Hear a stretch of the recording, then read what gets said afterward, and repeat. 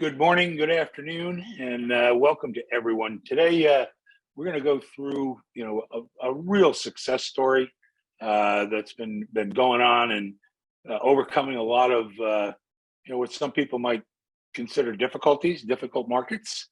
Luis Garcia, who is from Portales, New Mexico. By the way, that's population 11,903 as of the end of last year. So this is not a super mega area as far as people go. And New Mexico, as I'm sure you all know, is a very large state. And Portales at that size, I believe, is the 11th largest city in the whole state. So it's not a lot like Southern California, like many of you are from. But Luis he's been working with us. And we've just been watching the numbers grow and grow and grow. And we thought what we would do is get him on to tell a little bit about his story. And as we got to chatting about his story, we figured we're going to have to do it in two parts. So today we're going to kind of talk about how he got to where he is. And then next week, we're going to talk about a lot more about where he's going and how he's doing it. But I'm sure you're going to enjoy this. Luis, welcome and thank you for participating in our program today. Hey, good morning. Thank you, Ed. Thank you, Ira, Saul, everybody, Charles on the call. And I just want to say thank you to everybody joining. It has been a ride, to say the least. It's been enjoyable. I mean, it's been really fun and awesome to work with FFP. Well, it's good stuff. By the way, if anybody has any questions or comments as we go through this, just hop onto the chat and type them out, and we'll get at them as we go. But why don't we start a little bit with some of your background, Luis? How'd you get into the business, and tell us a little bit about that story? Well, I actually got into the business 2001. I was actually approached by a captive agent that my mom got me a life insurance policy. And back in the day, they still have some today, but not as much. But a captive agency would go sell insurance to, households, and they actually would go around and collect their premiums every month. And so I grew up and I graduated, went off onto my own and started in construction. And then some guy just showed up on my house, said, "Hey, mom sent me, I just need to get $27 from you." And then so I called my mom. I go, "Hey, some guy's at my front door. It's late in the afternoon, and saying that I got to give him $27. Oh yeah, I forgot to tell you. That's the insurance guy. Just give it to him." I'm like, okay. The first time I said, okay, here you go. Gave him $27. Left. The next month, the guy showed up again. I'm like, what do you mean you need another $27? And then so by the second time, I go, hey, get in here and tell me what it is I'm giving you $27 for. And so I had no knowledge of insurance. I had zero experience. So he explained it to me, sat down on my kitchen table and said, this is how insurance works. Your mom, you remember that one time you're passing by, I was sitting in the living room. I asked you some questions and you just said, yeah. And then off you went. Because she was getting you a life insurance policy. And so the guy explained it to me, and I'm like, oh my God, everybody needs this. Everybody in my family needs it. So then I started calling anybody and everybody that I knew. And then so this guy, this agent, he got like, I don't know, 15, 20 sales probably, because all the people I referred him. And then, about the fourth month, he comes back and he goes, hey, why don't you come work for me? Why don't you come work for us? You'll be great at this. I told him, you know what? I don't talk to anybody. I'm in construction. I get up early in the morning, go work all day, come home in the evening, drink a few beers in the afternoon, and then I'm done. I don't socialize. The only people I socialize with is the vendors, the workers, the laborers. That's really all I do. He goes, no, you'll be great at this. And so we left it at that. And then the guy keeps coming around. And then so he said, there's an opening that's going to be coming up. Tell you what, how about you come work for us? Try it for 6 months. If you don't like it, then just go back to doing construction. I mean, it's not that hard. And so, I mean, back then I'm like, you know what, construction has no benefits. This company is offering somewhat benefits. I said, okay, I'll try it. Took my test, started in July 6th. I got my license in 2001. Failed it the first time, had to go twice, went, and then was a captive agent for almost 16 years. I worked my way up and down the ranks in that company, from an agent to sales manager, territory manager, whatever. In 2016, I was approached to see if I wanted to do something, bigger than what I was doing, something that would benefit and help a lot more people. Because the biggest thing back when I was working at before is there was people that I couldn't help. That company could not help a wide variety of people. If they were turned down, there was nowhere I could go. There was no alternative. And I always wanted to have alternatives for my clients, whatever the case could be. I just always developed that be helpful, just work for the client attitude. That's just kind of the way I've developed my skills, my agency. It's kind of just a way of life. That's just the way it's been. And so 2016, I was approached, and this guy said, hey, this is independent. This is the independent world. You have access to go, if somebody needs help with something and you can provide it, you can go get that help for them. I said, this is a whole new idea I didn't even know existed. And so sure enough, September of 2016, I left the comfort of that salary, that W-2 job, and came for this. And so, but it wasn't without, hitting that wall, because I've done something for so many years and I just thought I'll just keep it rolling. Well, that wasn't the case, because you go from having actual client book of business to zero. And then so there is some fear to that. There is an unknown that you're like, oh my gosh, okay, what did I do? And so, but it took a little bit of time. First year was kind of so. Second year, I was kind of, because independent is just such a, even though if you don't have the right people ahead of you, mentoring you and teaching you, this business can be very, very difficult. It will, chew you up and spit you out. And I've seen it. I've lived a little bit of it. And so you always got to be connected to the right people, and you got to learn those things. And, you just kind of, it's a process. I learned it from Charles. I mean, this world is a process. And once we get that process, it's never going to be 100% smooth, but it is very, very rewarding. It's rewarding in a sense that, you get to help people, you get to go out and do stuff. But for the first few years of independent, I was kind of on my own, just kind of dangling out there. I had an upline that, would say they were going to help. They would never help. Say they were going to do this when it happened. So I've kind of been self-taught a lot of ways. And then, but I've been fortunate to have a lot of great people in my career. So 2016 till today. Go ahead. Yeah, no, that's terrific, Luis. I just wanted to make a quick comment. You touched on three things that I consider absolutely critical in this business. Number one, you own insurance. You own life insurance before you get into selling other people life insurance, and that through the good fortune of your mom.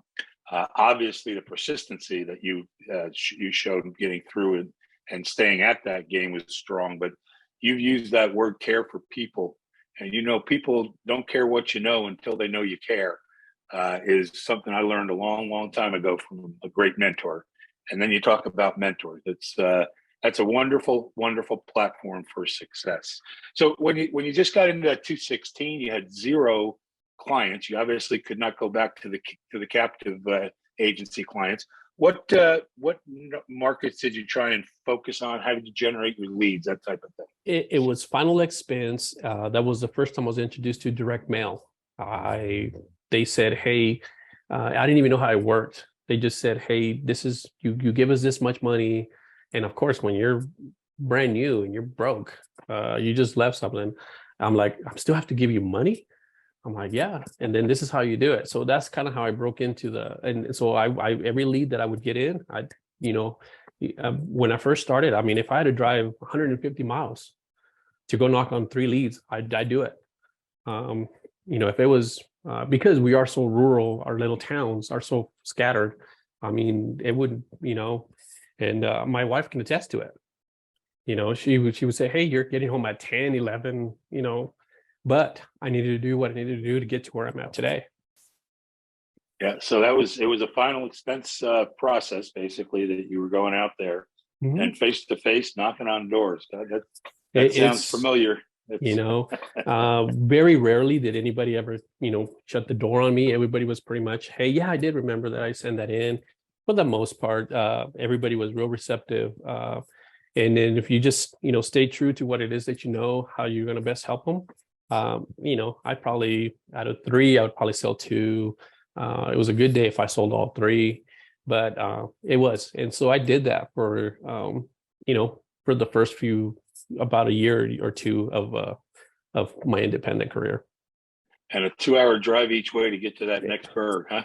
I mean, so yeah. So now when somebody says, "Hey, I live 45 minutes," I'm just, yeah, I'll go take care of you. No worries. That's good. And then all of a sudden, let's see, we fast forward to what was it, 2020, and all of a sudden, nobody let you in the door because COVID was everywhere.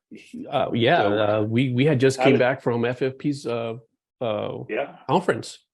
Yeah, actually, we were lucky to get back from it. We were, yeah, in Vegas. We were just right back, and I got to say, the next couple of months was real. It was a reality check for me and for a lot of us, you know, because I mean, here in New Mexico, we were told we could not see or, you know, talk to anybody face to face at all, and so we were like, well, now what? We depend on sales and seeing people to, you know, generate our income. And so, yeah, it took a little while. It took at least probably a good month and a half, 2 months to figure out what was the next step.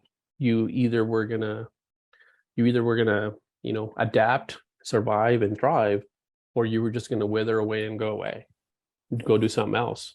And so, yeah, that's the seat many of us found ourselves in. Fortunately, FFP was with, you know, influenced a couple of companies to expand their sales process, their application process, so that we could. Did we know what the word virtual meant before? I don't think it was ever used in a insurance conversation. Now, you know, everything we do is virtual. And I didn't know what Zoom was. I never heard of it, never thought of it. I didn't even know how to use it. Well, fortunately, we had at FFP some folks that were pretty solid with the technology, and were able to, you know, get some things started, and we kind of went through that. So how did that change your business? That whole COVID, that, you know, I understand it took 4, 6, 8 weeks, but I know where your business is now, and it's so different than door knocking for final expense sales. Yeah, I chose adapt, you know, move forward and thrive. I mean, I knew even in that, you know, that early stages of this, we could use this and catapult ourselves to a better situation. Because now I knew we were going to come out of this. Unfortunately, we did have you know, some of the people that close and some of our clients pass away due to COVID, but some of the underlying benefits that came out of it was that we now can service clients pretty much anywhere in the country. We can do virtual appointments. We can do virtual sales. And I knew it. I mean, I knew early on that these companies would adapt and give us the opportunity to, you know, to do this like this. So now we can actually help even more people. I mean, like yesterday, one of the sales I made, it was due through virtual, and it was in Oklahoma City. And I'm sitting here in my little town, and then I'm talking to somebody in Oklahoma City, and it was a referral from a friend and a friend, and so we were able to get on the Zoom call, get the application signed and emailed and back, and then they're done. And so Yes. So you went from population 11,903 to population 330 million as far as prospects go. yeah. That's a pretty big leap. And And I know you play the law of large numbers there. oh, So absolutely. it's pretty exciting. So tell us a little bit about, what you're doing for, your leads, the markets you're working. I know you do a lot more than just final expense now too. Yeah. How did that all evolve for you? Well, and even it was through 2020, towards the end of 2020, we were introduced to social media marketing, and so we gradually kind of, did away with the direct mail because it just got to where it was, it was being less and less responsive. It was, we were, so social media opened up a whole new avenue for us. Now we can pretty much market, anywhere in the country. And Alexis, she's on the call, she's my daughter, and she does all my social media marketing. We lead generation, we basically tap into final expense, annuities, IULs. We can pretty much target any audience, any age range, any product that we want to offer to our clients through multiple avenues. And so she's my resource to tapping into all of that. She is a star also, Luis. Thank you so much for what you do, Alexis. This is, I was going to say this till the end, but I will share with some folks out there now on a limited basis.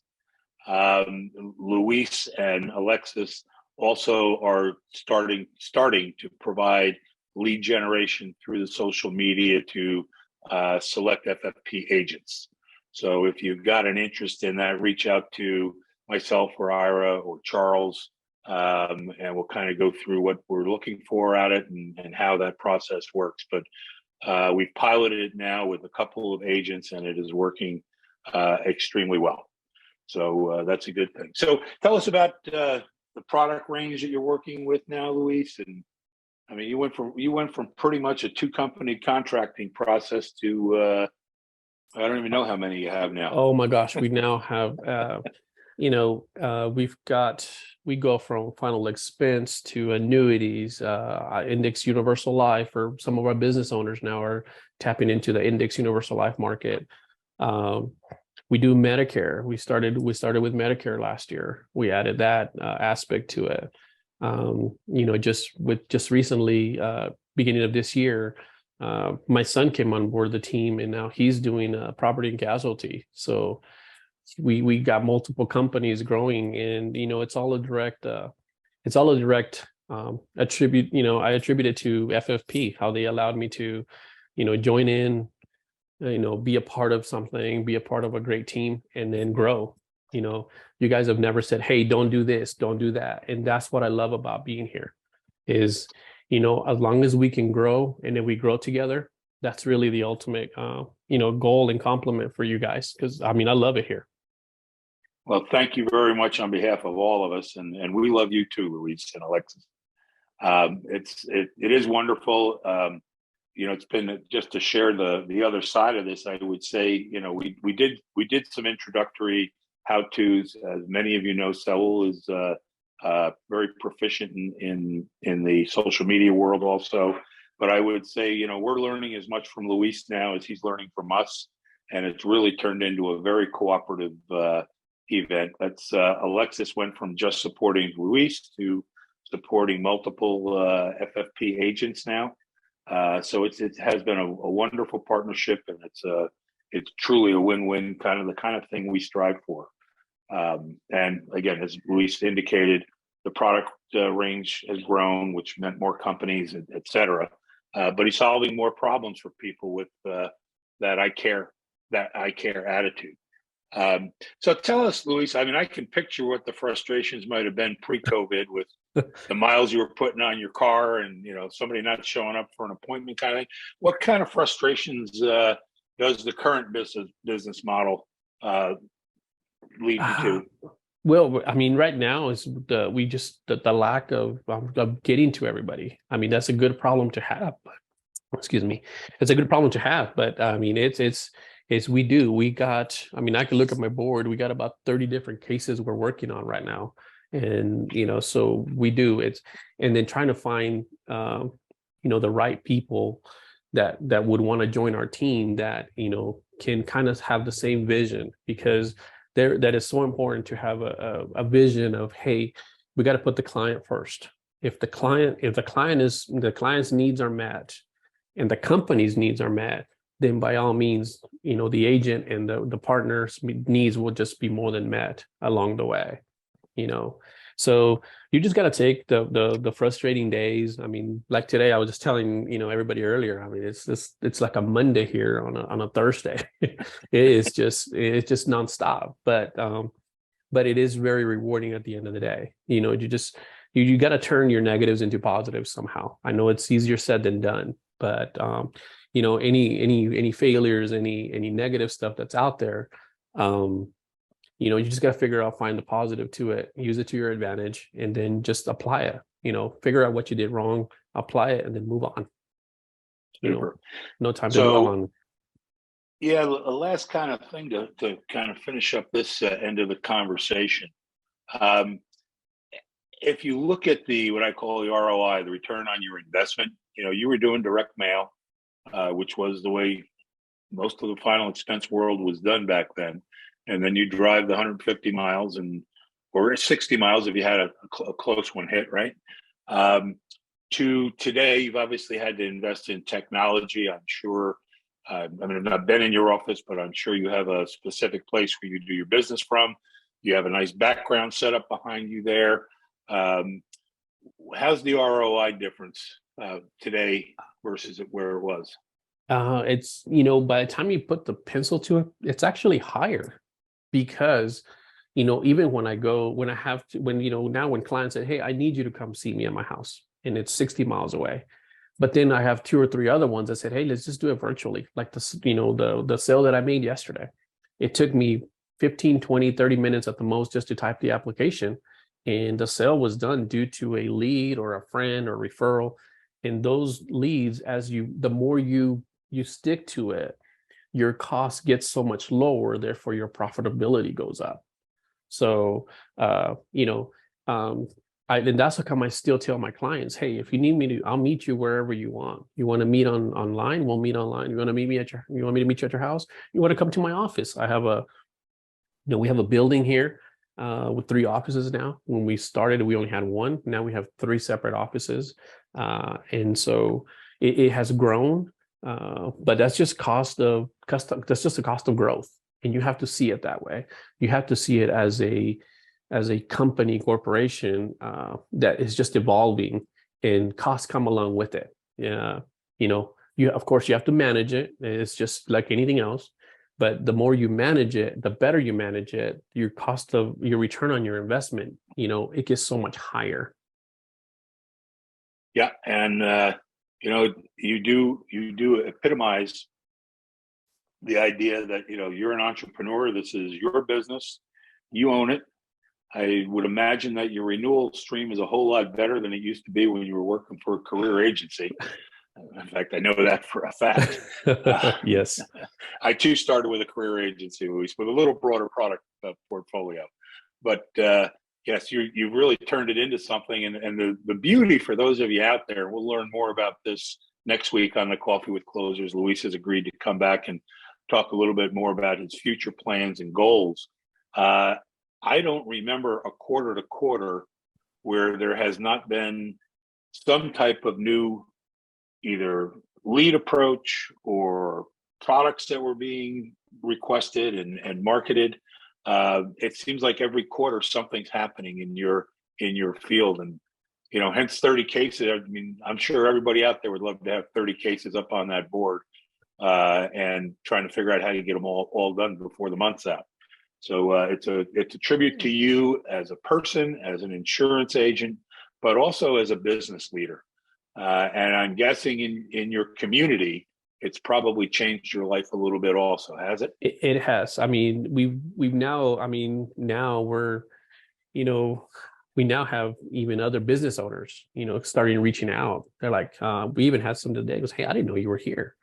Hey, we need to connect. We need to, so eventually as this thing evolves, it's just like anything. The more exposure, I said, I would never been hidden. I just been so busy. I just haven't had a chance to. I don't hardly ever do any kind of local advertising, which has been another thing that's been really, really helpful from, FFP's standpoint. They were, you guys were kind of allowing me to go and take that next step and say, hey, here's go and grow your brand. You guys have never said, hey, you got to say FFP, which I do anytime everybody asks me who's your IMO. Hey, FFP, go. They've been great. But yeah, you guys have been instrumental in helping me grow my brand, which which benefits me in my company. Well, that's the way the partnership's supposed to work. And yes, I see that big G pop up all over the place. He's got a great logo. Again, I think we credit Alexis with that. Good stuff. Ed, I'd like to add one thing too, that just kind of not to pump his ego up too much about Luis here, but something I think we can all benefit from, because I've watched and been able to be fortunate enough to partner with Luis as he's grown into and see him grow, and it's been so rewarding. But one of the things he didn't talk about that also he's done, and these ideas come from these top-field closers, other things he's done to improve his practice. He got to a point where, we talked beginning of last year about structuring your business, setting it up right for an LLC, all those things to start the year off. These are the types of things he's learned and he takes back from these. So not only has he grown his business and added other lines, we worked with him this year to get his company restructured into a S Corp for reasons, because he started to have tax issues. And so it's not only what you're making and keeping, but it's how you take home more, right, along the way, and conform to the U.S. tax code and keep yourself out of trouble, right? So a lot of things that aren't being covered here beyond just growing your practices, the things that FFP has been able to add to him, and he's listened and learned. We spent many conversations of getting his whole business restructured that way. And he did that this year. And when he's adding other lines. So it's all those little things that he takes and does that we all kind of face, but he's a doer, and he's always looking for new ideas. And what he's learned, and I think what he's expressed more than anything on today's call, was when you learn and you grow, you stumble. And, I refer to that with Luis all the time as the cost of education, right? It's not a loss. It's what you do with that cost or that loss that defines where you're going. And he's turned everything, and his positive attitude, he doesn't let things like that phase him. He just looks like a course he doesn't need, or he learns from moving forward to build his practice, right? So I just wanted to throw that in there too, because his business has grown beyond just the production, but how it's structured. Legally.